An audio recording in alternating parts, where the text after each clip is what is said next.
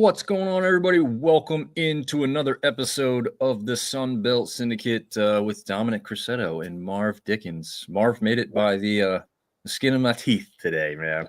You did, man. Luckily, there was a very early winner in overtime for you. Yeah, a game that went. I mean, since there were no goals, made it. For everyone outside of this conversation from before, Carolina Hurricanes are about 30 minutes down the road and was at a game that started at 5 o'clock and told Marv in full disclosure, I was like, hey man, I don't know about 8:30 tonight, maybe 9. Like, I don't know how it's going to turn out. And then of course it was a 0-0 tie headed to overtime. So I texted him, I said, hey, bad news, OT. And then I'm on the way home just hustling. And Marv's like, all right, well, what are we looking like? And I said, good for 8:30. So we made it. Worked out. Yeah. Deputy Falcon TV says, sorry, eating fried chicken. I don't know why you're apologizing. Fried chicken's great. So,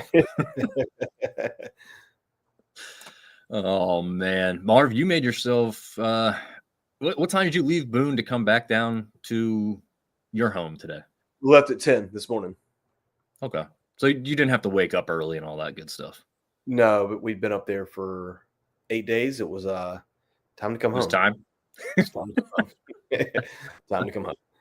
The nicest way to say it's time to come home. Yeah, but not the 8 days with the in-laws is about 5 days too much. There you go. Yeah, it can happen, man. But I'm sure it was a nice, pleasant visit for the most part, and just time to get back into the grind of like everyday life. I feel like, right? Yeah, no, it's vacation's over, and tomorrow morning's gonna slap me in the face at about 3:45, and we get up, get in the shower, and jump in the car. Where are you headed? Richmond. Okay. Yeah. Well, at least it's not a terrible drive, but hopefully everyone's off the road for you by then, huh? That'd be nice. Yeah. I was surprised on the way home tonight, but it's also raining, so maybe that's making it worse. It felt like traffic was still kind of more congested than I would have expected on a Sunday evening after Thanksgiving break kind of thing. But yeah, we were thinking the traffic was going to be terrible on the way home today, but it wasn't that bad. There was a couple spots, your typical places coming through Winston and Greensboro, but it flowed pretty well. Nice. Well, good. I'm glad to hear it. That was my trip back home yesterday evening. Did you watch the pay-per-view wrestling, Marv? Did the kids get to enjoy that? Oh, absolutely. That's exactly what we did when we got home. Nice. I let my son watch it on the way home on the phone, and he was loving every second of it. Like, just rarely asked questions, just like very entranced, like watching these wrestling, I don't know, matches, I guess is the word I'm thinking of, but entertaining. My kids were beating the crap out of each other in the middle of the living room, like mimicking the moves from their favorite wrestlers as the matches went on. We're like, hey, just sit down and watch it. Yeah. Oh man, they gotta get into it, man. No, it was great. Yeah, it's a good time. Glad, I think we have some wrestling fans in the crowd here. We'll definitely have a wrestling fan on Wednesday night. We're trying to confirm the James Madison side, but we've got the Troy boys locked up for a special appearance. Marv, you've been on with Trojan Joe in the past, I believe, right? Yes, never a dull moment. He's a hilarious guy. Yeah, he's been waiting for the call up, as he called it, to the Syndicate show. So it's happened.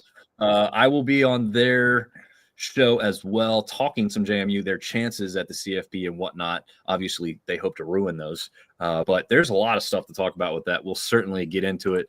Ben James jumping in, obviously. We're saying respectfully, Ben, you can talk some trash, man. It's okay. That's what we're here for. It's okay. That was the most Arkansas State game that you could have, down to the last possession, last second. It was. Unfortunately for us App fans, they were on the winning side of this one. Yeah, and shout out to Ben James. I'm pretty sure, Marv, I'm not sure if you checked out Wednesday's show, but pretty sure he told TJ and I this one may come down to the last play, and it literally did. So shout out to Ben for calling that one. I mean, maybe it wasn't the hardest call because Red Wolves have come down to the last play many times, but he correctly called it in that regard. Deputy Falcon wants to know who's the masked man. Obviously pulled Seth Rollins' move, but I don't think it was Seth Rollins. I think that's like the obvious thing they want you to think, right, Marv? Yeah, I mean, that's immediately what we all thought, but he's injured, right? He's got like a torn ACL or something. A shoulder injury, I believe. So obviously, this guy climbing in and out of the ring makes me think not Seth Rollins. They want you. And could have been Seth freaking Rollins, man. You never know. Yeah, you do never know. I feel like that's like obvious though. To me, there's something else at play. Somebody's got something on CM Punk, and they're going to make their way back and let it be known probably tomorrow night. It was The Rock. Just couldn't call it. That would be great. Oh man, comes back to steal the last match versus Cena. That would be that if you could write a story, which wrestling's not fake, so they would never write a story. That would be a pretty good one. Yeah. Speaking of writing stories, we got one for college football that you couldn't possibly have made up before this season started that we'll get into in a minute. But Ben wanted to bring up, since last Sunday, A-State Athletics hasn't lost, apparently, in anything. So, now, impressive. Well, let's see. B. Falcon, do you need a Duke guy? I've reached out. I'll just go ahead and let the cat out of the bag here. I actually ran into and shook the hand of Delvin Joyce when I was at the App State James Madison game. He runs the podcast JMU to the House, former player, now in the booth for the Dukes. So I talked to him in person about having him on the show. I've got some other podcasts for James Madison. They have a few that we could reach out to, but I thought that would be cool because former player with TJ talking ball. Yeah. I just think it would be a good mix. So we're going to give that a shot and see if Delvin can make it work. If not, again, we'll definitely reach out to somebody from one of the James Madison podcasts to have on there. And Ben is shouting out that it's Jericho or Theory. I hope not, but what if it was John Cena himself? It would be interesting, and I would actually like that, but there's no way that the person in the actual outfit. Now, whether they put out the person it actually was, right? Like they could say it was Cena and have us try and believe that. There's no way the skinny dude in that outfit was Cena. And the way he moved in the ring, it's not Cena because Cena's struggling a little bit these days. And he's also huge, right? Like I'm pretty sure that guy had like kind of skinnier pants on and stuff. I don't know, man. I don't know. It'll be interesting. Yeah, it'll be interesting. I think it's kind of a fun dynamic to what could have happened. I kind of liked how it ended. I also like that they kept like Brock all by himself to that extent. Like the team kind of rallied and like, Brock was like not a part of it afterward when they were all getting out of the ring. They kind of grew all scared of it. That's true. They said something. We're getting off a tangent on the wrestling thing, but it was a fun event. And I know a lot of our fans and listeners watch wrestling as well. But they said something, and I can't remember the exact year, but it's been years since Brock did anything with any partner at all in wrestling. Like literally has almost been by himself, like the majority of his career. No tag teams, no Survivor Series teams, which is what he was on this time around. So it's interesting dynamic, but it makes sense because that's kind of his character, right? Yeah, no, he's was it the last ass kicker? Yeah, there you go. He might be the last. I mean, dude, when that guy came out, I was like, good God. I don't know if he's back on the juice or what, but he's massive. Yeah, he is a massive humanity, a massive amount of humanity. That is for sure. It's insane. And also the former UFC heavyweight champion. Don't ever forget that. Not only can he wrestle, but he could beat your ass if he had to. Oh yeah, definitely could. All right. We've covered all the wrestling we're going to talk about, hopefully, tonight, but we'll see. He says he feasts on Sunbelt food. Well, I think, I'm pretty sure, one last thing, but doesn't he own, a farm or a ranch or something? Or, he's got the cowboy hat. I can totally see it. Yeah. Same here. Could see it. Also, shout out to Braun Strowman. He's got, have you seen this? The show where he talks about eating and he goes to menu? Yeah. Oh yeah.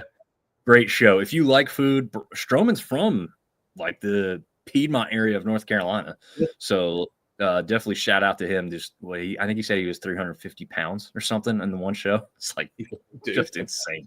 He went down in New Orleans and got a po' boy, which I heard about how it was named, through that show, which I didn't know previously. So that was cool. So again, if you like that show or that aspect of things. Definitely check it out. It's definitely a good one. Okay, now we will finally get into today's biggest headline out of the Sun Belt. It's not college football playoff talk, surprisingly. We're not talking Lane Kiffin. No, well, Kiffin's now in play at Coastal. No, he's not. He's not, but people like to make the joke. Tim Beck was fired or mutually agreed upon moving on from Coastal Carolina earlier today. But let's face it, no matter how you cut it, he was let go from being the head coach at Coastal Carolina. I guess, Marv, one, are you surprised overall at this? And then separately, like the timing of it. So I think we talked early in the season, like the way it started off, he was on the hot seat, right? But then he strung together was 3-4 wins, and we kind of felt like he was off the hot seat. Then you get absolutely destroyed at James Madison, which, as an App fan, we know how that feels. Almost a very similar final score. I was a little bit surprised, to be honest with you. I thought that he was going to earn one more year. I don't know how long his contract was. I don't know if it was for 4 or 5 or 6 years, but I thought that he would have earned one more year. So a little surprised had they not strung together that series of wins towards the end of the season. This wouldn't have been a shock at all. But I mean, not a lot of times you see a team at the group of 5 level where you make a bowl game and you fire your coach. Yeah, I think to me that was kind of the surprising part was the timing of it. Early in the season, I think it was actually thought that we would see that, right? Like you said, before that win streak, we're going to see him fired at some point, right? There were a lot of people that, before they came to Boone and won against App and put that string of wins together, like, hey, if he doesn't win in Boone, like he doesn't come home from Boone, right? Like we'll fire him. He doesn't come home. Once again, I just think the timing's a little weird. Like you made a bowl game. There's part of you that says, hey, you're probably going to get an early bowl game. Let them finish it out. Fire them after that if you're going to fire them. But in today's world with the transfer portal or the free agency portal opening in January, it's probably time to go ahead and if that's what you're going to do, make the move, get the right guy in place and give him the full gamut of the window to see who's going to stay on the roster and how many kids he's got to bring in. Yeah. I guess that's true. You can't afford to wait. So that is kind of the downside of waiting around. I guess the other downside though is right now there's a lot of coaching openings. Not necessarily that Coastal's on the same pedigree as a lot of the other schools that are looking for coaches, but you're still competing in a marketplace for a scarce quantity of coaches that are great, right? That you want to hire, and two that you can afford, right? I mean, Coastal can't go out there and compete with these top level schools, not just Coastal. It's not a shot. It's literally Sun Belt in general. Like we just aren't going to hire coaches for, I think we're now reaching the 1 million mark and just over, especially with incentives, but we're not going to pay the $2, $3, $4, $5 million contracts that a lot of these other coaches. I mean, Kiffin, is it official now with the LSU? I've been, busy since this afternoon. So is it official he's at LSU now? Yeah, it's official. The number I heard was $12 million a year. Wow. That's the number I heard. All right, Coastal, offer 13, and he'll leave from LSU and come right over. That man has no loyalty. It's no. Make a Lane Kiffin joke. His daughter is dating the middle linebacker from LSU. It's like he's going to go there and bench him. Or he's going to be like, hey, we're going to get you more NIL money, but you got to kick us back 25%. That's hilarious. That would be pretty funny. This just starts the carousel, right? Like it's been going for other schools. I think James Franklin was the first guy let go throughout the season, but it just starts the carousel. Dom, do you think there'll be any other Sun Belt coaches let go, or do you think this is the only one? Man, so I thought, we'll talk about that for a second because that's a great question. I thought Helton had a chance to go, but then they make the bowl game. But if you really boil it down, I could still see it as somewhat of a possibility. But again, like you said, now with the timing, maybe it's too late. Now you're just sticking with them, right? But the thought process, and we'll show this in a minute, of where they were kind of supposed to end up at the beginning of the season or where they are now, which they had to win their last game to get into a bowl game. That's not, I mean, are you saying it's acceptable? I guess, because he's still around, but That's the one that I would like circle because let's face it, Georgia State, ULM, both terrible again this year. But I don't know like those schools, both of them really can't afford to buy out a coach. Then to bring in a coach is going to be difficult because who wants to go there? And like I don't see it with those two schools, but those are the other two that like immediately come to mind. South Alabama. To me, I felt like they were going to have a little bit of an up and down season, and it's kind of what they did. I think Applewhite's not a terrible coach. I know South fans sometimes don't agree. I'm not sure if Go Caleb here is our writer for SunBeltSyndicate.com, Caleb Seaver. He mentioned South's collapse against Coastal may have saved him in September. Speaking of Tim Beck, there's people out there that really are frustrated with South Alabama. I think they were missing some pieces that could have greatly helped that team. But I don't know, like they still had some dangerous games. I didn't expect them to beat Texas State. So to me, this final game really wasn't much of a surprise. I just think Texas State's offense is just that good. But no, I don't think anybody else is in danger. Helton's the only one I'd circle. But again, at this point, if they haven't done it now,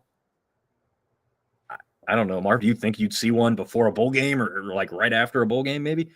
Helton was the one that came to mind, but also doing some research for the show, they've made a bowl every year that he's been there. Now, a couple times it's been you had to win your last game. The other negative part of that is they're 0-3 in the bowl games coming into this bowl game. So Helton's the one that jumps off the page to me. They could get fired. Does JMU's coach get poached? I mean, that's Chesney's a heck of a football coach, right? With all the shaking that goes around, could he get poached? So I don't know if we would consider that a firing, but that would be the only other question mark of a team that might have a vacancy here in the next couple of weeks. That's a good point. Yeah, definitely not listed with the firing aspect, but you're right. I mean, a need for replacement. Yeah, I mean, they definitely are on the list. Where there's smoke, there's fire. UCLA is not going away. That was happening weeks ago when I was in Harrisonburg. UCLA stuff started coming out. That has only gotten hotter. Is he a West Coast guy? What was that? Is Chesney a West Coast guy? No, he's a Pennsylvania guy. That's why the Penn State rumors kind of started. But I think I don't see Penn State taking a risk on a G5 head coach. I don't know. I feel like from what they're coming from, that they're going to go after something big.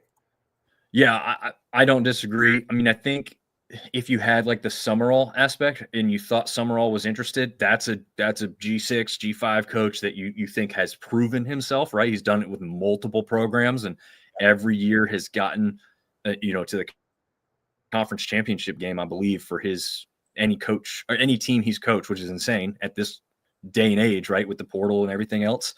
But I think it's a large jump. The only thing that you can maybe point to that could keep him in that conversation is knowing the area for recruiting. But again, is recruiting all that important anymore? I mean, recruiting your own players to stay on the roster and recruiting people from the portal is more important than knowing areas of the country to bring in high school kids anymore. That's very true. I don't know. I don't see him. Money talks, right? But that's from Harrisonburg to Los Angeles is a bit of a move. I mean, who knows? Maybe a Memphis or a Tulane might be a good fit for him.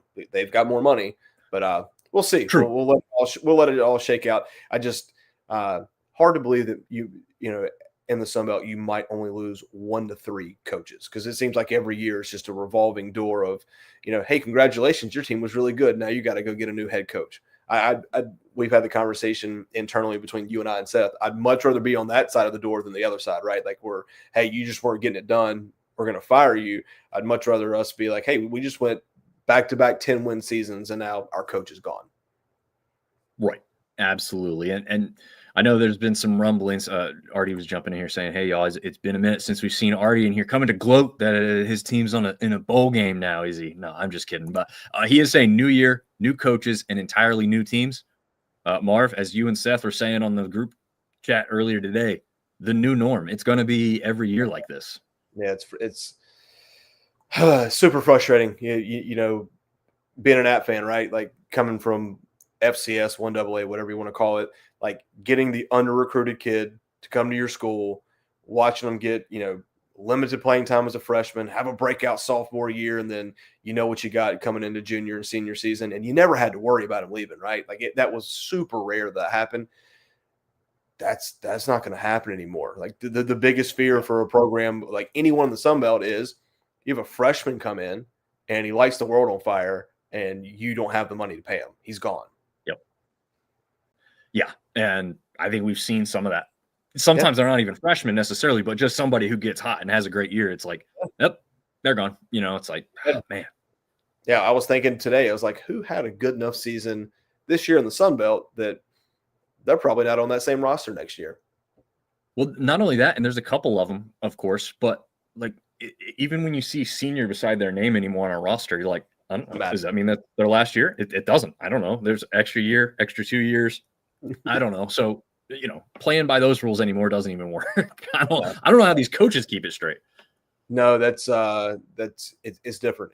Once again, it's not like you said, having established relationships with high school coaches, being able to recruit kids, bring them in, develop them. None of that exists anymore. It's like, hey, who's this new kid in the portal? What were his stats? Who do we lose? Did they fill a position need? Let's see if we can get them on a visit. Yep. Very true. All right, Caleb's chiming in. He's been writing for us for South Alabama, so take his word as very good here. Okay, so this isn't just some random commenter that we have on the show. He's saying Applewhite has a ton of pressure. Coordinators will be gone. Applewhite had one more prove-it year, or he's gone. South may be saving money for a head baseball coach. Again, for those that don't pay full attention, Marv and I know South Alabama has a rich history in being very, very good in baseball, but they haven't been great here lately. I know that they'd like to return to form. So having money to spend on a baseball coach is absolutely more important to South Alabama than some other schools within the Sun Belt. So that's an interesting note there. Also a good question here. He says, Kenny, end of the year may have saved him. I think it did. I also don't think you want to – he could be replaced because he could also be offered – we heard the Oklahoma State rumors earlier. They seem to have completely died off, if not completely gone away, because of how the rest of the season transpired for Texas State. But, he's an offensive guy, I think. He's brought in all kinds of great playmakers. He's scored a bunch of points. It's been the defense that's let him down. I think he's safe. Do you want to go into the Pac-12? Oklahoma State's already hired their coach, so that's done. Oh, did they? Okay. They got the dude from North Texas. Oh, that's right. I totally forgot about that. You're right. Good point. So North Texas. Eric Morse. Which is crazy because you're going into a big game with playoff implications in Conference USA, and Tulane and North Texas have both lost their head coach going into the game. Is Summerall gone officially now? Yeah, Summerall's gone. He signed at Florida. According to ESPN, yes. Wow. Okay. Again, this afternoon was hustle and bustle as we got ready to get out of here and go to that game. So I think we left the house at 3:30. Gators hire Summerall as head coach. Wow. Crazy. Yep. So hey, that throws all kinds of wrenches into the plan that we even talked about with how a couple teams could make the college football playoff. But Ben James chiming in saying, please not Chesney to Memphis. Yeah, Arkansas State fans don't want to see that. They don't see them all the time, but just to hear about Memphis hiring a coach like that, I'm sure they don't want that as part of their thing. Yeah, no, there's a lot of things that happened today. South Florida's coach left to go. Where did he go? That's a big one too. Oh my gosh, Auburn. Wow. Okay. Pretty big jump there. Michigan State fired their coach today. Yeah, a lot of the crazy, what they call the crazy season. The carousel has begun. Just how many seats does Sun Belt people get on that carousel this year? Yeah, that's a good point and a great question there. That's for sure. Silverfield to Arkansas. That's Memphis's head coach, I believe, now at Arkansas. So that's interesting. Yeah, so a lot of movement. Dang, man, that's so much going on. That's insane. I missed a lot. I go away for a couple hours, focusing on the Tim Beck stuff, and I saw some other stuff, but again, most of the time it was rumors. But anyway, what's not rumors here is our teams that are bowl bound and in a positive for the Sun Belt overall, not team specific, but we got as many teams in as we could have after this weekend. Yeah, right? no, So we knew we had 9 as a possibility. Obviously, between Marshall and Georgia Southern and App and Arkansas State, 2 of those spots were going to get filled. But Louisiana gets the win in a game that we'll talk about here in a second, and so does Texas State to round it out to 9 teams. Yeah, that are eligible. Correct. Now, in years past, we've had 12 teams, right? And that was kind of crazy. I honestly, when we had 12, I was like, there's no way they actually all get one, right? No, they found a home for all 12 of them.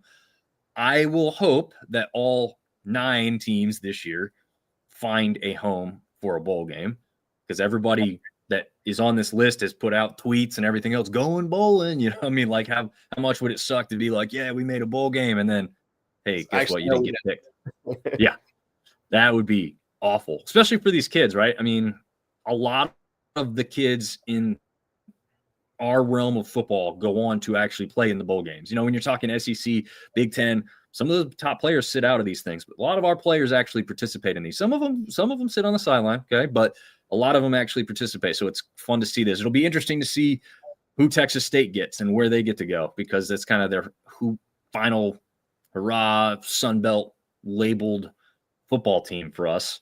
We'll see what happens with them. I was glad to see 9 teams make it.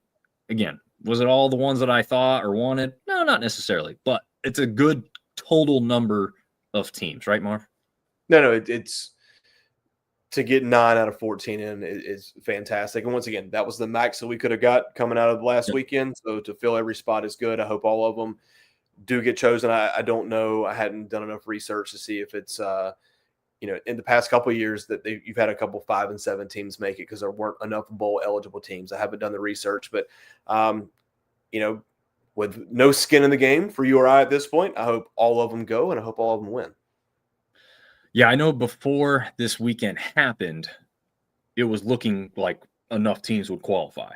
Okay. But like you, I haven't done the research to make sure that actually happened and this, that, the other. So I don't know for a fact, but people are still questioning it. So if they're questioning it, I'm thinking, yeah, enough teams have now qualified, and now we got to worry about it a little bit.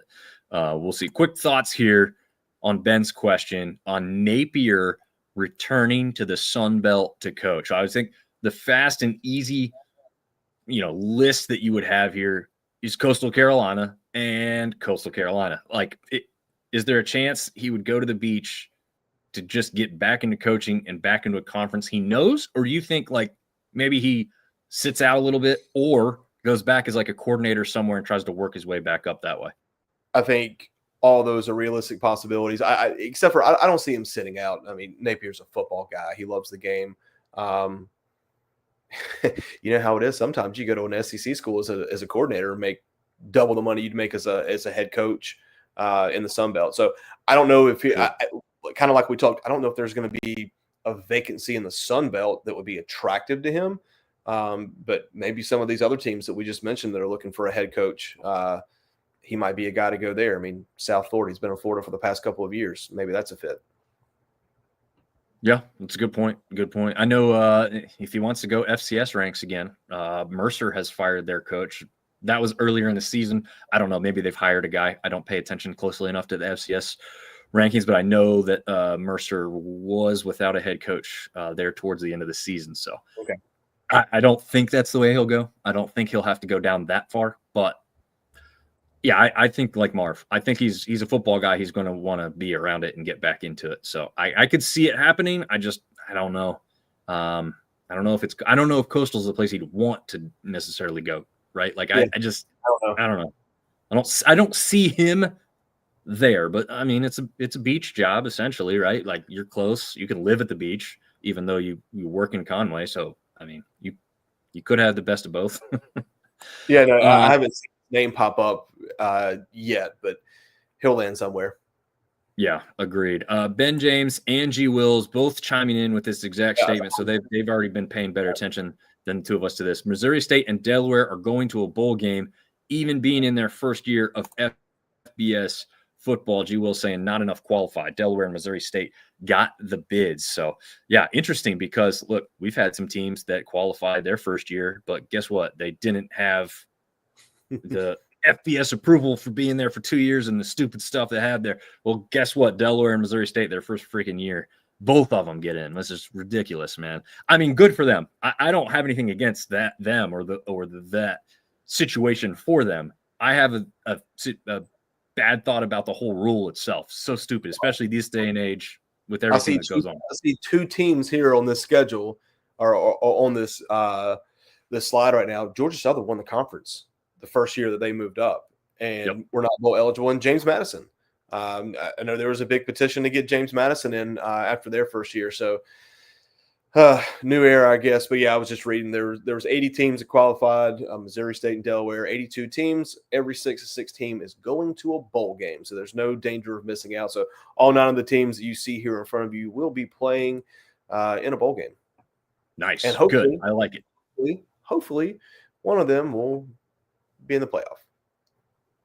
Yeah, that would be fun. I have filled out my credentials for Harrisonburg, Virginia on Friday night, so we'll see what comes of that. That would be fun. Just in general, I think the atmosphere alone would be tremendous to be there for something like that. All right, so those are the bowl teams, and then next here we have the preseason coaches poll. This is what people thought was going to happen before the season. They thought the Cajuns were going to win the West. Texas State was going to come in second. Arkansas State in third. South Alabama. Southern Miss at 5, which now looks kind of shocking, right? Yeah. And also even more shocking at this point now, Troy all the way down at number 6. I thought it was crazy when they started, but hey, what do we know, right? ULM at 7. They got that one right. Sorry, ULM fans. Yeah. Before we go over to the East, I mean, Marv, like craziness that it's that different than what transpired, or you just think they kind of had it wrong to start with? I think you didn't know what you didn't know with Southern Miss, just because of the craziness that happened, right? But if you would have paid attention to who the coach was and the players that he brought over with him, you would have. I thought you would have had to have them 1, 2, or 3. I think Cajuns had a lot of expectations coming into the season. They're going bowling. But yeah, it's crazy that the 2 teams that literally had a de facto conference championship play-in game were 5th and 6th. So yeah, they screwed that up. What do coaches know, right? Yeah, coaches. Gosh, man, so terrible. The only one that I thought was really wrong to start the season was Troy, and I know that's going to. I did not think they were going to win. Okay, I did not have them winning the conference. Gosh, I wish I had my paperwork in front of me. I think I actually had them in second, I believe. So I did think Troy was going to have a good season, not because like just the roster and everything else. I actually looked at the schedule, the way it laid out, who they played, when, coming off of bye weeks and everything. And I said, kind of like this Troy team because of how it lays out for them. Obviously, they ended up taking advantage. Had a couple down spots, but pretty good season overall. And then obviously Southern Miss was either going to find themselves at this 5 spot or they were going to be really good. I don't think there was going to be much of an in-between, Marv, right? Like Huff was going to come in with the replacements and flip this from a 1-win team to something great, or they were going to be at the very bottom again. I just think 5 to start with was kind of weak. I don't know. No, I agree. I think I wish I had my stuff away. I think I had them 3rd preseason in the West. So you had to know they weren't going 1-11, right? Nope. Yeah. But yeah, once again, what do coaches know? Yeah. Well, let's jump over to the East side. At least they got number 1 right. That was James Madison. Number 1 and number 7 right. They got the best and the worst right. That's true. They did get those 2 right. Georgia Southern, I will say this. I don't fault them at all for having Georgia Southern 2. I think I had them 2. You had Helton coming back with the returning quarterback for the first time ever in his career, or at least a career at Georgia Southern. I'm not sure if he had returners at USC and whatnot, probably. App State obviously now looks very stupid at number 3. I thought that was high for them anyway. Did I think they could do it? Sure. Obviously, that did not come to fruition. Coastal at 4, I always thought was high, but then for a little while, like you said, Marv, they go on that win streak. Thought it was appropriate. I think ODU being at 5 was a little low. Yeah, that's probably Marshall. You probably could have put them at number 5 once again. If you look at the Southern Miss Marshall thing, Marshall probably got the short end of the stick there, but and then Georgia State just they just can't figure things out down there, but not as atrocious as the West. Probably some misplaced teams 3 through 6, obvious, but at least they got the first and the 7th. Yeah, they definitely got the correct order of the sandwich bread on top and bottom, right? Yeah, what's to round it back into some food talk. Yeah, what's crazy? Right. Well, South Alabama had received one first place vote in the preseason poll. Yeah, that was definitely a little strange there. These are the standings as they finally played out. Again, James Madison at the top, Georgia State at the bottom over there on the east side. ODU, again, was not as bad as the coaches predicted. They end up 6-2 in conference and clear second place, 9-3 overall too, which is absolutely fantastic, overall record these days. I think anybody who gets 9-10 wins, like, you're a great team. Yeah, I'd agree. Probably didn't. I don't think I had them 9-3 preseason, maybe 8-4, but they're looking at a good bowl. Hopefully, if the selection committee goes off of, I don't know what they do. Probably who's going to bring the biggest fans and the draw, the location, whatnot. But 9-3 is a good year. Yeah. I agree. I can't remember if I had them 8-4 or 9-3. I don't think I had them at 10 wins. So, but yeah, I mean, I expected ODU to be towards the top, but I think they were in second or third place for me. I'd have to go double check. I'll put all that stuff out at some point because I want to see what I did for myself as well. Coastal Carolina end up in third. We kind of talked about this. I guess we don't want to rehash too much. But again, 9 teams out of all of them made the bowls. Is there a team on here that you're surprised didn't make a bowl game? Maybe.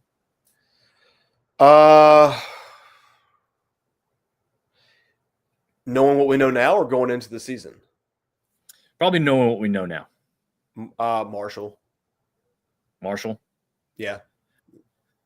I would say I thought App State could at least get 6 wins. I thought, even on another down year, 6 wins was definitely attainable. Yeah. I think, they came down to the wire, as we talked about. We'll get real specific here in a second. But, yeah, I mean, it came down to the wire, and they could have gone. But that wasn't the only game that was like that. They had a couple that they kind of just let get away from them at the end. Kind of like Arkansas State. But, Arkansas State came out on the winning end more often, obviously. Yeah. But, yeah, I don't know if I saw South Alabama go into a bowl game necessarily. Definitely didn't see ULM or Georgia State. At least I don't think I had either of those two teams. I know I didn't have Georgia State in a bowl game. I can't remember if I weirdly had ULM, at least getting 6 wins, but it's hard for me to think that I did have that. I hope I didn't.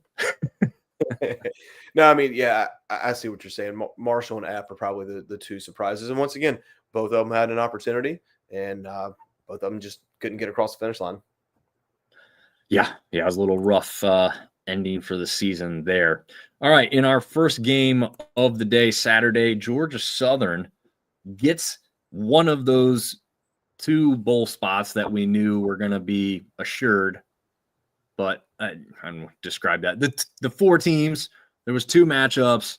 One was going to go bowling. One was going to stay home. This was the first of those 2. Georgia Southern 24, Marshall 19. I mean, first of all, Marv, before we even get into the statistics of this, did you see any way where Marshall was going to host the last game of the season with what they had done earlier in the year and not get the win to go bowling? No, I was shocked as I was checking scores sitting in at Kid Brewer because Georgia Southern was up 24-6 at one point. And I was just like, there's no way they're going to go into Huntington.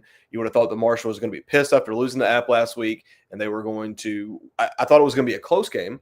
But no, I did not think the Marshall would lose on their home field with a chance to go to a bowl game.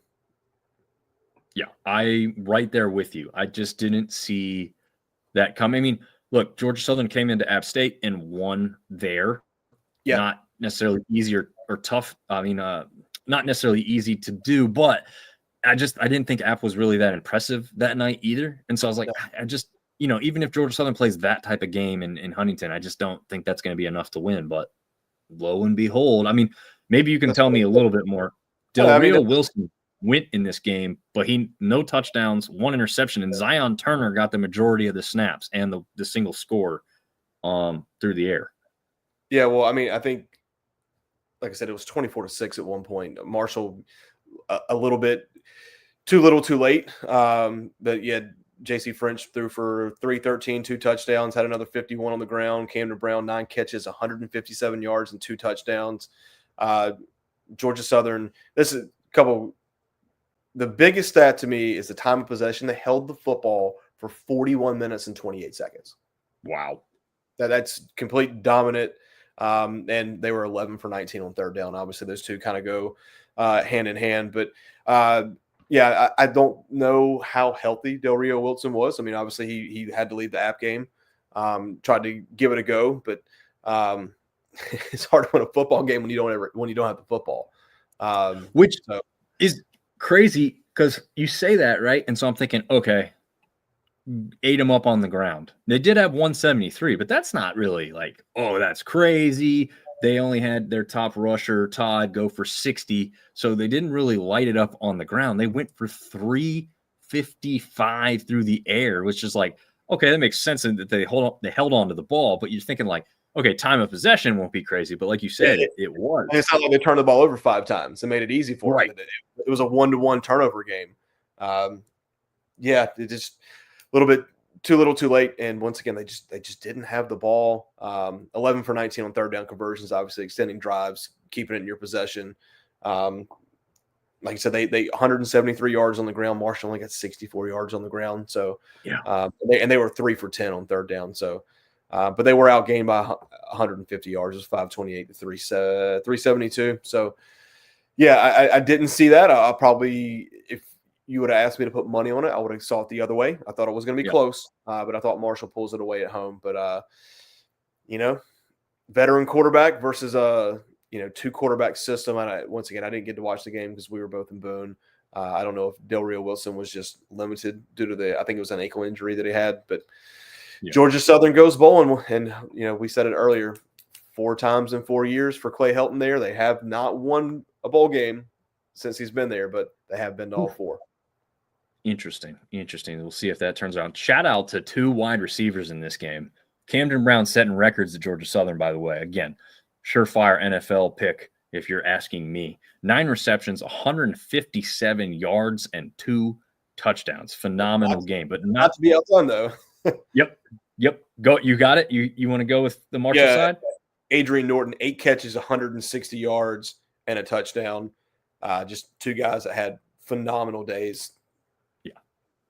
Yeah, that's insanity as far as the receiving cores are concerned. And then we could actually throw a third one on there.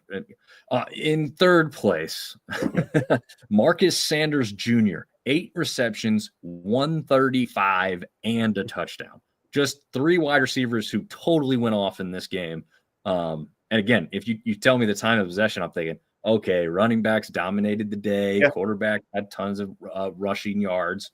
But no, that's not at all how it played out. So I can't wait to go back and watch this one because I think like there's just going to be some crazy plays through the air.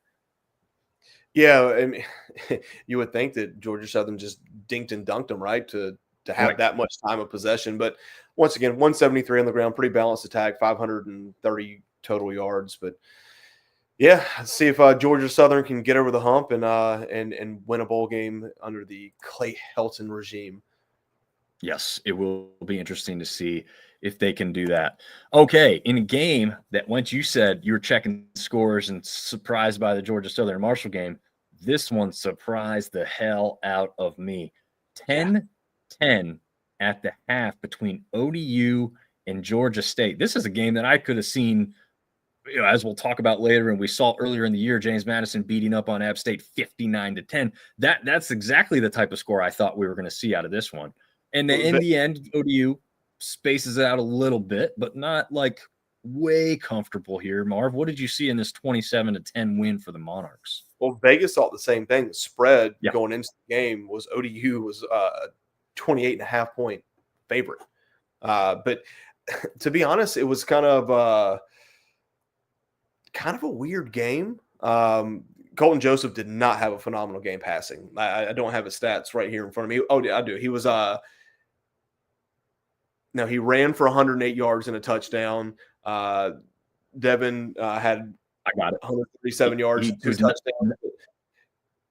Yeah, it was Georgia Southern had a 10-0 lead at one point, believe it or not.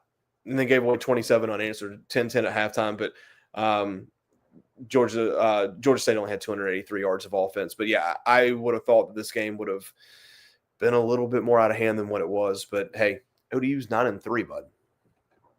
Yeah.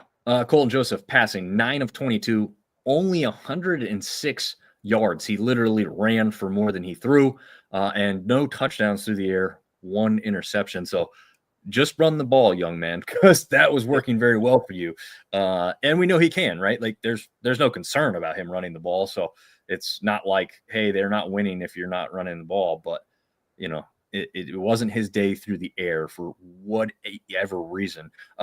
Shout out to Christian Veyer, which is, again, the weirdest last name to pronounce with the way it looks. It's French Canadian. Not how it looks. No, not in the least bit. The first couple times I tried to pronounce that, I completely butchered it because I had no idea until I watched a broadcast and heard everybody else say it. 18 of 37, 154, 1 touchdown, 1 interception. That's not great. Okay. No. But this kid has not played almost at all this season. He did come in the last game and got a good run, actually put up pretty good statistics in that one. But this is a kid who sat on the sideline throughout this whole season, watched this 2 quarterback set between TJ Finley and Cameron Brown, with Brown, I believe, injured before this one, and Finley sounding like he's completely gone from the program yet again. Veyer steps in and performs admirably. Again, like you said, had him up 10-0, had him tied still 10-10 at the half, but just not enough around him probably to get this thing done in the end. He's definitely not a scrambler. He had 2 rushes for -5 yards. That's probably ODU's pass rush getting to him, but he's not putting up positive yardage, so that tells me he's not really fleet of foot. No, let's see. What was his longest rush of the day? 6 yards. There you go. Yeah. Here you go. G. Wills has a good note here. He would highly recommend listening to Ricky's postgame. Stated the obvious that the outside noise of the portal, possible last games, even for non-seniors, and so on, was clearly presented to and the players weren't as focused as they were during the season. Yeah, I mean, you also have those outside rumors, thoughts. You know, Franklin was at your game. Now he's a head coach at VT. Is he going to get you to come over there? And I'll be honest, you know, I got into the little thing with the Monarchists because they were saying something to somebody, or somebody had said something to them like, hey, I'm hearing rumors he's going to leave. And they're saying, no, he's not going to leave, you know, this and that. And I said, I mean, Ronnie could literally look me in the face and tell me he's not going to leave. And it's not anything against him or ODU. Any coach in that situation could look me in the face and tell me they're not going to leave. And I'm just not going to believe it because of past history, right? Like it doesn't mean anything, unfortunately, until like brass tacks comes and like, hey, you know, we are recruiting and the portal is open and I'm staying here. I hope he stays. Like I think he's a good coach. He's the longest tenured coach in the Sun Belt at this point. Yeah. And, you know, it brought a team to 9-3. ODU's a recruiting hotbed. I don't know how much success he literally has right there in that area, but it's only going to get better when you have seasons like this, right? Yeah, I mean, if he stays and can keep some cohesiveness with the coordinators and Colton Joseph stays, I mean, who knows what happens with JMU? They're going to lose some. I think Barnett's a senior, right? He's gone after this year? I believe so, yeah. Well, we think he's a senior that's done the eligibility. Let's assume that he's gone.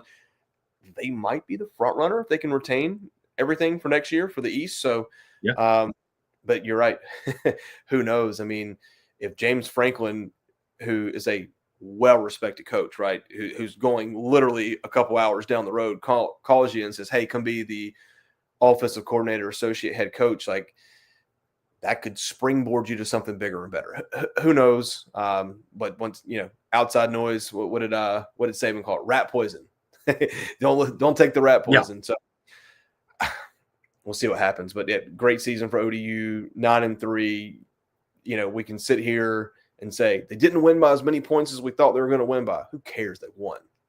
Right. Exactly. Yep. And like G. Wills is saying, like, if the outside stuff was real, we have to remember, no matter what you want to say about these kids now making money, they are still literally kids in most of the mental capacity aspect. So those things do matter. You can't be like, oh, you're a professional, all you have to worry about is football. No, they have to worry about so much more. So these outside noise, these outside things do mean a lot at the college level. G. Will says, I'd put good money Ricky is staying, but Colton is gone. And I would assume, look, it doesn't matter what he thinks. There's going to be teams that are probably doing the illegal stuff and trying to recruit him away. And some of those things are just towing the line because you have a player that reaches out to him instead of the coach and says, hey man, you should, you start that conversation. Who knows how those things happen for sure. But this is a kid people are watching, and they were probably paying attention right after the Indiana game when he ran all over the Hoosiers and help ODU put up one of the best scores against Indiana of the whole season. Yeah, very true. I think if Colton Joseph, and we talked about it time and time again, if he was, and he's shown flashes of it, but if he was more capable of beating you from the pocket with the set of legs that he has to run the ball, dude, he would be scary. Okay, here you go. G. Will says he is from Cali, just saying. So I am going to say, let's start this terrible rumor now for ODU and James Madison fans. Chesney to UCLA, and he steals Colton Joseph away. That's like a kick in the nuts to the Sun Belt right there in one sentence. Yeah, it would be. It would be. Hey, listen, but being an App fan of both of those guys being in the East, you got to speak it into existence sometimes. Yeah, G. Will says, stop it. Don't do it. Oh man, I'm gonna put a terrible rumor out there right after this show. We'll clip this clip and put it out there so everyone can hate on us. Sam Talk Sports chiming in saying it's funny how P4 says G5 doesn't belong in the playoffs, but are consistently poaching the G5 players and coaches. Yep, no lies detected. Absolutely true. You could look at the top rusher in, I guess I haven't checked after this weekend. The top rusher in the country, guess where he came from? Oh, just the Sun Belt last year. So, yeah. And ULM at that. Okay. He wasn't even at the top team in the Sun Belt. So we have talent. We have coaches who know what the hell they're doing. And there was a Sun Belt connection there too, because didn't he go to a guy that used to coach at App? Oh, yeah. Interesting. Yeah. Also just got a back contract extension. Yeah. And here's another one that you can speak up. Same as last year with Gio Lopez. UNC tampered for months. It's ridiculous after enough time. Millions of NIL talk. Yeah, I mean, the rumor is what, like almost $6 million a year for Lopez. Or I'm sorry, I don't think it's a year. I think it's like a total contract for a number of years, which is still a lot. It still means over $1 million a year, if that's true. Good for him again. But the dirty stuff. Good for you, buddy. Yeah, good for you. Keep that rolling. Be smart with the money, but enjoy it and have fun with it. All right, we can get back into Ben's stuff here. He says when App State got out to a 13-3 lead, he honestly didn't think A-State could make the comeback, but you never know with the cardiac pack, as they did come back after the back and forth game that was the 30-29 victory for the Red Wolves. Marv, we had to suffer the ending in person, but somebody said, and it was TJ actually, who said earlier this year, sometimes when you have two, not great teams, you actually get a good football game. Yeah. We got a good finish, a close game. I would not call this good football though. Would you? No. It was middle of the pack Sun Belt football, but Ben's kind of right. I looked at my buddy Sam when we went up 13-3, and I said, kind of feels like we should be up 21-0 right now. kind of feels like they don't belong on the field with us, that we're going to blow them away and we're going to waltz in. Then they get a touchdown. Then we muff the kickoff and they get a touchdown. And it just seemed like neither team wanted to put the other team away. I think App had the better chances to put them away. We were talking before the show. App attempted 7 field goals in the game. 7. One was blocked, and obviously we all saw what happened with the one at the end. But yeah, just seemed like nobody wanted to put anybody away. Shout out to Jalen Rayner, 363 yards and 3 touchdowns. Coy Rucker, really good. You and I were kind of talking before, and I told my kids before their first series that, hey, number 7 out there for Arkansas State, he'll play on Sundays next year. How he gets one-on-one coverage on that last drive is just beyond me. I don't understand it. But 10 catches for 90 yards, 2 touchdowns. Chauncey Cobb, which I had to look him up after the game because not a big dude, 5'6", 160, but man, the dude can fly. Got a set of hands on him. 5 catches for 117 yards. And J.J. Cole for App State, 26 for 39, 271 and 2 touchdowns. App not taking anything away from Arkansas State to come back and have that 75-yard drive with their back against the wall. They deserve to win that game. But, man, App shot themselves in the foot, dropped touchdown pass in the first quarter, block kick, fumble kickoff return, and then, the play that we all thought won the game to have an illegal procedure, 4 guys in the backfield. Just it's kind of a appropriate ending to a not so great season for App. And congrats to Arkansas State, man. Go win a ball game. Yeah, absolutely. Neil was agreeing with us. Not good football. Arkansas gave App every opportunity to take the game. Yeah, I mean, they did. And also, you speak about that touchdown that wasn't at the end. Is legal procedure like too many men in the backfield? I guess it's like kind of the same thing. Yeah, that's what they said. They said four guy legal procedure, 4 guys lined up in the backfield. So obviously a receiver, a tight end didn't cover a tackle, which with 93 years of NFL coaching experience, you thought you would have seen that. Actually, I don't know if we could have called a timeout because it was 4th and 1. I think we called a timeout going into that, so I don't know if you could have called another one. But well drawn up play. I mean, they sold out for the run, which is what they should have done, and left the tight end wide open. But to call a timeout and come out and line up incorrectly is inexcusable. Yeah, absolutely. And we talked about it before we went live too. There was a play that was very similar designed earlier in the game that hit a tight end, in the hands as he was about to cross the goal line, untouched, completely unmarked even. And that one just wasn't caught. So the people are going to focus on the missed field goal to end the game. As you said, your kids kind of did, right, Marv? Which is obvious. But there are a number of reasons that it got to that point, and those were not on the kicker, who made his kicks most of the day if they weren't blocked. 5 out of 7. I mean, he scored more than half the points plus extra points. I think I told Bob Mason and said he didn't lose us the game. He definitely had a chance to win us the game, but he didn't lose us the game. It was like I said, drop touchdown pass, illegal procedure, fumble kickoff return.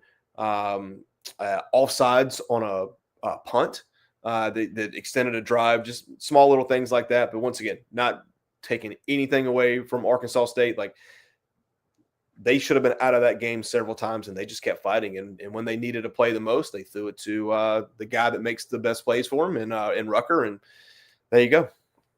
Yeah, shout out to David Larkins, who caught that almost game-winning touchdown pass now, as we know. Senior went out with 6 receptions, 72 yards, led the wide receiving corps yesterday. I think that's probably the only time he's ever led App State in receiving yards for a game. So pretty big game for him to go out at home. Unfortunately, it wasn't the ending that he really wanted. And Jakari Lewis, who came on strong at the end after Dominion had the start of the year that was, literally on fire. Jakari Lewis came on 22 carries for 108 yards, did not find the end zone there. Neil mentioning the targeting on 3rd down, incomplete pass. Yeah, that was against App State, right? Is that the one he's talking about? I it was. I called some friends and they were like, no, it was targeting. Said if Was you it? watch, Okay. he almost decapitated the guy, which he did knock his helmet off, and the pass was behind him. It was, you want to say it was unnecessary, but you don't know if he's going to catch it or not, right? Like you got a guy coming across the middle.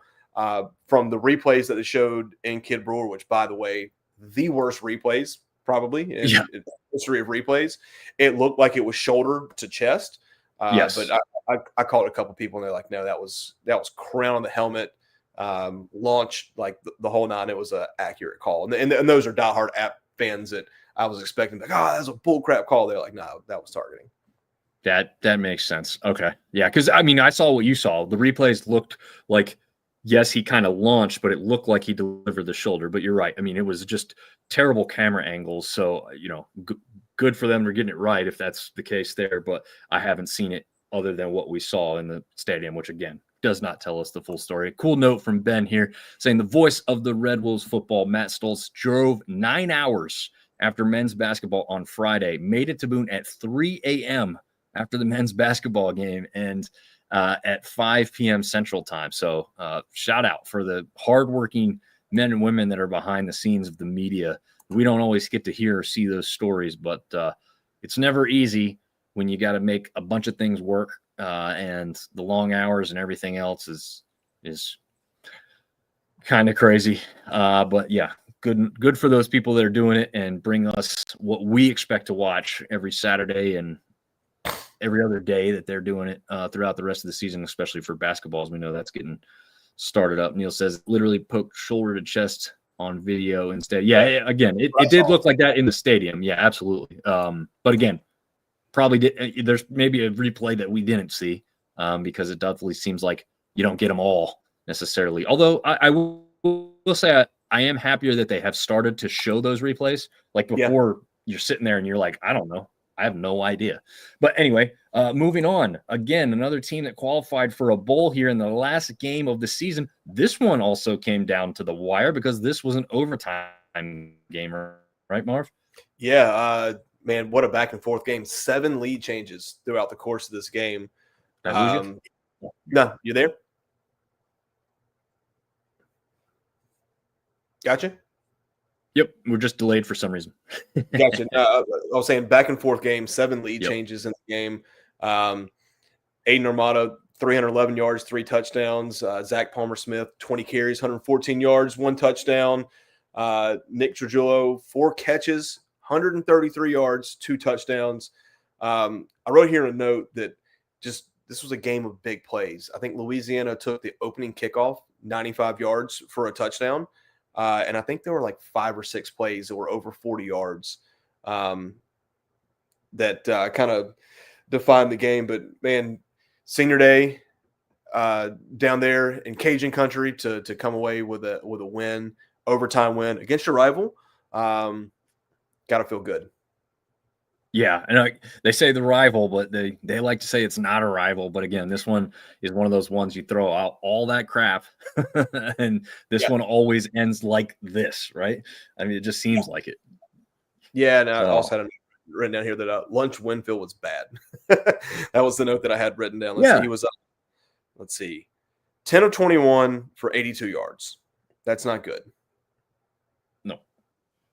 And honestly, where he excels is kind of like Colton Joseph in that regard. Like, okay, you didn't have a good passing game, but I bet he lit it up on the ground. Not like 35 really, yards. 36 yards. 36 yards. That's not a lunch game.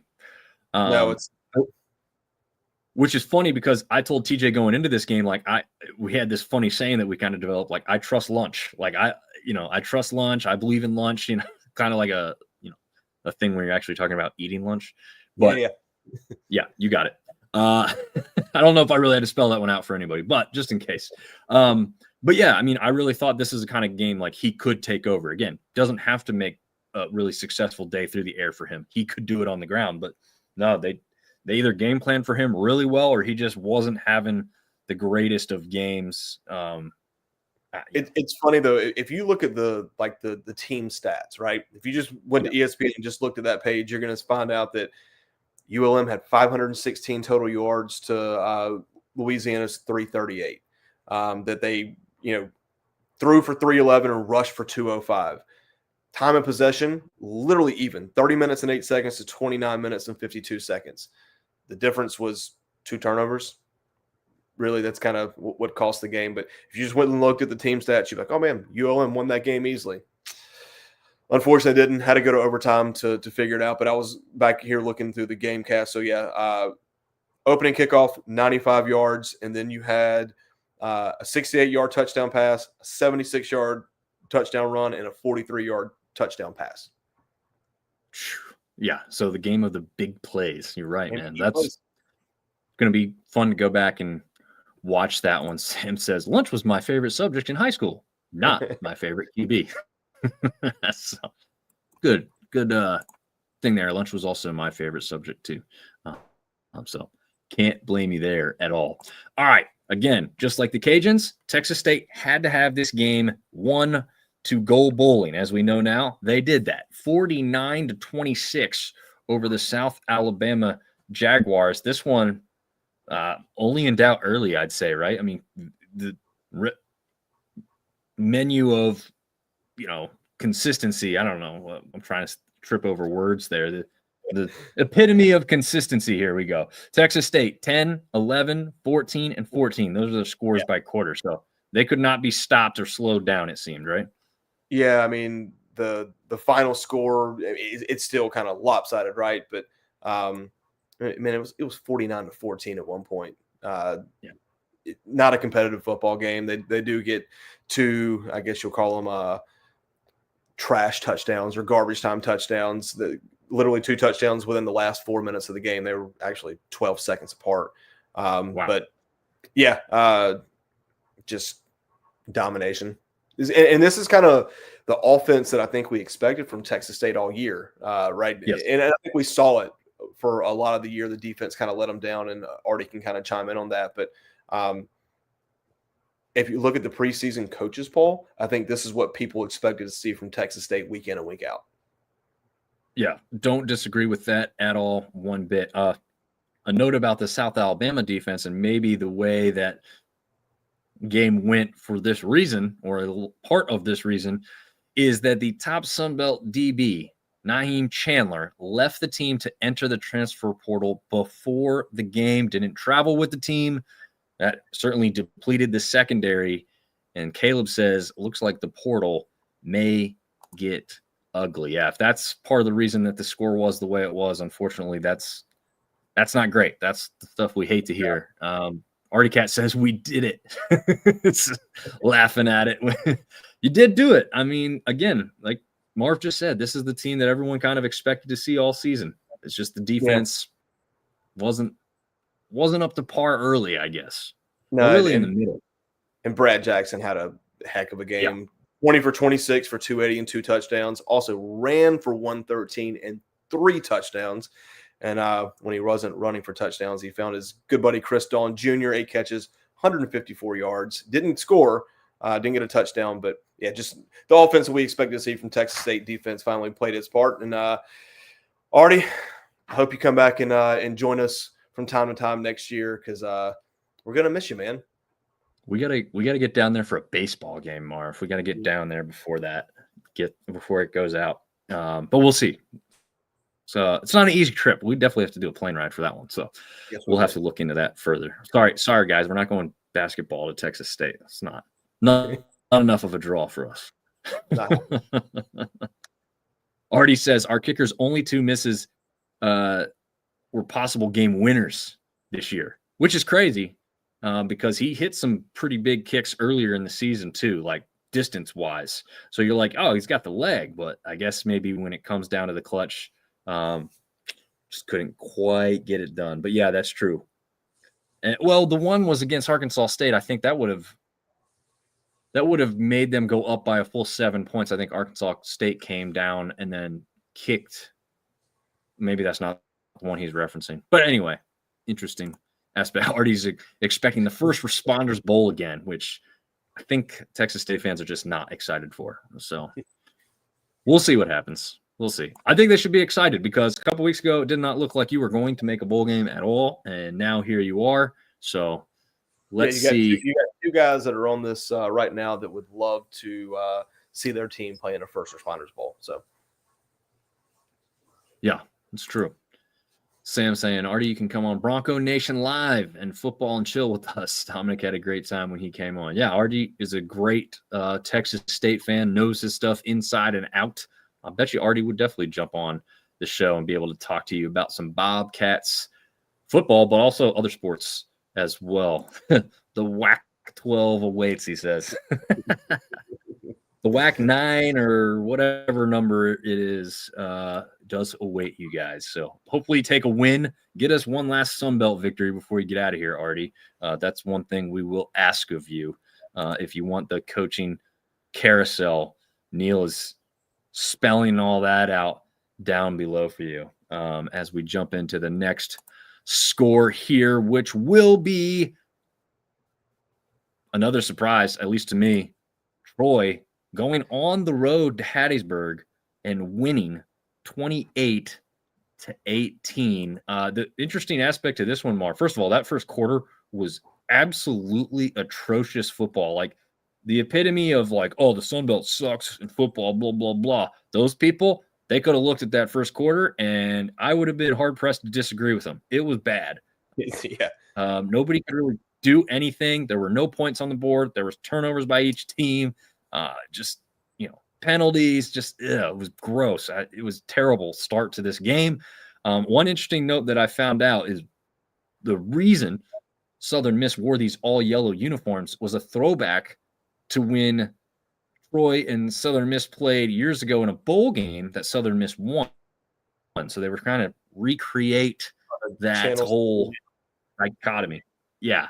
Guess what? It didn't work. Troy wins 28-18. Marv, tell us more about this game. I mean, like you said, kind of bad football to begin with. Southern Miss cut it down to a 3-point game, and then on the next play from scrimmage, Ra Thomas gets a 75-yard touchdown pass from Goose. And that's honestly the story of the game. Goose had 3 touchdown passes, 2 of them to Ra. They had an 11-play, 85-yard touchdown drive that took 5 minutes to kind of bookend what we were just talking about. Then Southern Miss goes down, scores, gets a 2-point conversion. The next play is a 75-yard touchdown pass and sealed it. So I thought this was going to be a close game. I don't think it was the greatest game by either team, but look at Troy, man, going to their 3rd in 4 years conference championship games. I believe so. Yep. Yeah. Who would have thunk it, right? There wasn't many people that thought they were going to do that. Even the Troy boys, who we will have on the show Wednesday, just did not like their chances, did not think they were going to have a great record, thought Jared Parker was going to be on the hot seat, maybe fired at the end of this season. That's before the season started. I'm not saying they're thinking any of that stuff now, but before the season started, they did not like the outlook. I think they're pretty happy now. Yeah, they're pretty happy now. 8-4, playing for a conference championship game. Probably going to get a pretty decent bowl game there as well. Once again, not the prettiest game here, but who cares? You won. You're going to the conference championship game. Yeah, no complaints to be made. Artie says the imported team from Marshall lost, huh? Oh, man. Another note from Caleb again. This is a great writer from us. Check out his work on sunbeltsyndicate.com. Little shameless self-plug, but I am plugging it because we do have some really talented writers that do great work for us. So Caleb is one of them here, saying Southern Miss completely fell apart down the stretch. Maybe the injury to Braxton, but he seemed healthy enough last week. Last 3 games for them never really felt close. Yeah, he came on strong at the end to make that game closer than it even really should have been. And you thought that, and even I pointed to this fact, because of how that last game ended, I thought that boded pretty well for them to play this game at home and get, knowing everything was in front of them. You win this game at home, you're in the conference championship game. There was no questions. There's no tiebreakers. There's nothing to worry about. You win, you're in. I just thought they would be able to walk in there and get it done. Not necessarily easy, but, Troy did have that terrible game against ODU with Goose returning at some point in that game. He didn't play the full length of it, but they got blanked 33-0. So, yeah, I mean, I didn't see that kind of game coming out of Southern Miss and Troy, but I did think Southern Miss was going to claim victory after looking the part earlier in the season. So definitely a little bit of a surprise for me in this one. Interesting note too. A-State makes the championship without the last second loss a couple weeks ago. Yeah, that is very interesting. That's crazy, isn't it? Yeah, very, very crazy. They were in. You don't even have to point to that game. You could point to a few of their games, right, where they lost at the very last play or something like that, or maybe when they won and they shouldn't have, kind of thing. They just both ways you could take that for A-State, like how different their season could be. So very, very interesting and intriguing to think about. For that, Artie Cat says to the bottom. And if you don't understand that, Southern Miss's saying is to the top. So there is the reason he put that out there. So interesting. All right. Time to wrap it up. James Madison. Is there really much else to say? They beat them so badly, they fired their coach. Well, I'm going to give you just a couple takeaways here, and I'm not trying to take anything away from JMU fans, but there's not a lot to talk about here. JMU was up 20-0. Coastal gets it to 20-10 at halftime. JMU just scores 39 unanswered points. Do you want to know how many rushing yards Coastal had for the game? I already knew this, but yeah, go ahead, because -5. It was like the pain we already went through. -5 yards, 170 yards total for the game. Got dominated in total yards, time of possession, just a complete thrashing. JMU once again doesn't allow points in the second half of a football game. Barnett was 15 for 21 for 207, 3 touchdowns. He had one more on the ground. Jacoby Malloy, or Mallory, 15 carries, 154 yards, 1 touchdown.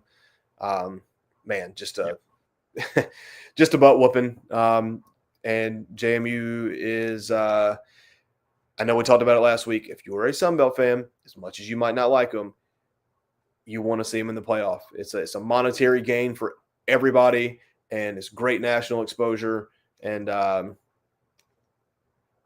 you just want to see them in it. They're 11-1, 110 in a row. Good for them. Yeah. We all get paid. So there's the aspect that if you want to be mad at them, you want to see them lose, that's fine, right? Like, we kind of like the hate in this conference, the rivalries, the bitterness. It gives every team $350,000 of NIL money. Just think about it that way. There you go. Yep. It's crazy. Artie says Coastal defense had more leaks than the Iranian Navy. Which is funny. Did you see this thing? They had a old school Civil War reenactment, I believe, or Revolutionary War reenactment during halftime. Like, I did not sing. I don't know if it's. I guess it was Revolutionary War, I believe, because James Madison was, kind of. I'm sure they did it because of that school was coming down, but nobody's really ever seen anything like it. Gosh, I think the clip on X is almost at 1 million views that Hayden Bannock put out, which he's been on the show before. I've got to meet him in person and hang out with him. Great dude. Always puts up bangers as far as like social media is concerned. All he did was share this video at halftime. Didn't do any crazy edits. Just really put it out there and said, "Look at this. Coastal does what they want, and it works." And he's not lying. Like, it's catching fire on social media. People loved it. Just an interesting aspect that this game had that wasn't to do with the score, because we know how that went. Yeah. So you said -5 rushing yards in this one. JMU kept App State to 1 rushing yard all day. So when you're looking at the CFP, you're making these arguments. Okay. JMU didn't have the toughest schedule out of everyone out there, but when they've played these teams, they've made things happen that other teams haven't done, even against their lesser opponents. So there's some arguments to be made here. The final score is one thing. How they did it is another. And again, out of all those group of 6 teams that you could speak about, JMU is the top one defensively by a country mile. There isn't anybody close. And they're going to be the only one that still has their head coach, maybe. Very true. Very true. Yeah. I mean, that's one thing that sucks about everything these days, right? You're going down to a point where it's always about the money and it's not really about the prestige anymore. Like what made Jerry Moore at App State great? Marv, like it was the fact that he was there forever and he felt like he was never going to leave. Yeah, it was consistency. Yeah. I mean, nobody's going to have a coach that stays for 3 or 4 years anymore, because if they're that good, they're going to be gone after that 4th year. Like it blows my mind that, like, I mean, I get it. It's life-changing money, but at the same time, no one that's in these positions is hurting. I guess the question that you really have to ask is, not only am I getting paid, but you're giving me the salary I need to buy a team, because essentially that's what you're doing these days. So that's where maybe some of the decisions coming from. I mean, I know that's essentially what we're hearing about Lane Kiffin leaving, was like, hey, LSU is going to throw me twice as much money for my roster, or whatever it may be. What I heard was they gave him a $25 million a year commitment for NIL. And it also goes down to, it's not just money, right? The money definitely helps, but I mean, and I'm talking Lane Kiffin now. It's like, where can I recruit better? What program has the prestige where if money was even, it's like, hey, would you rather go here or here? And that's not a dig at Ole Miss, but crazy world we live in that it already has to think about that. But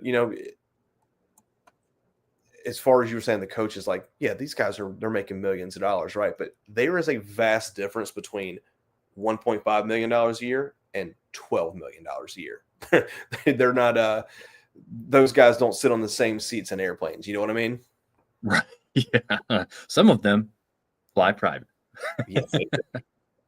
Which apparently is part of negotiations for coaches. Like, apparently that was a James Franklin thing at Virginia Tech. Like, I'm going to need a jet, like, because we may need to go get a recruit or go see somebody, like, last second. I can't wait around. Like, it's crazy that, like, those are parts of the conversation, right? Like, pay me all this money, but also here's my list of demands, right? It's a reality. It's part of it. Yeah.